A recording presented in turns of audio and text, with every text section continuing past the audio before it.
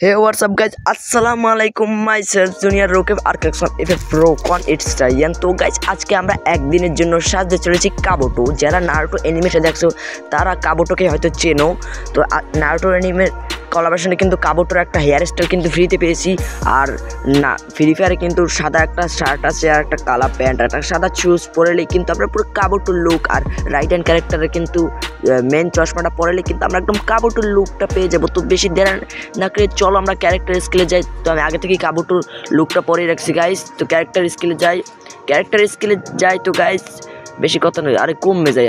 এই যে ক্যারেক্টার স্কিলে যে কিন্তু আমরা রাইট হ্যান্ড ক্যারেক্টারটা চুজ করছি। তো গাইস এখন কিন্তু দেখতে পাচ্ছেন আমরা কিন্তু কাবুটো ক্যারেক্টারটা সাজিয়ে ফেলেছি।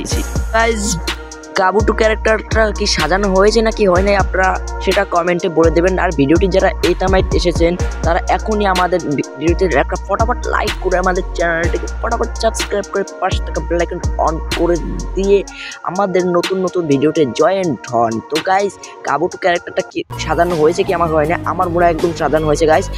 এর চেয়ে কিন্তু ফ্রি ফায়ার তুমি কাবুটো ক্যারেক্টার ভালো মতো সাজাতে পারবা না গাইস। ওর হেয়ার স্টাইলটা আছে আর রাইড হ্যান্ড ক্যারেক্টারের চশমাটা কিন্তু এনিমি তো আর চশমার মতো মেলে। এছাড়া গাইস কাবুটো ক্যারেক্টারের বান্ডেলটা কিন্তু দেয় না, দিলে কিন্তু একদম ওর মতোই হতে গাইস। তো নেক্সট ভিডিওতে দেখা হচ্ছে গাইস, বিদায়, আল্লাহ হাফেজ।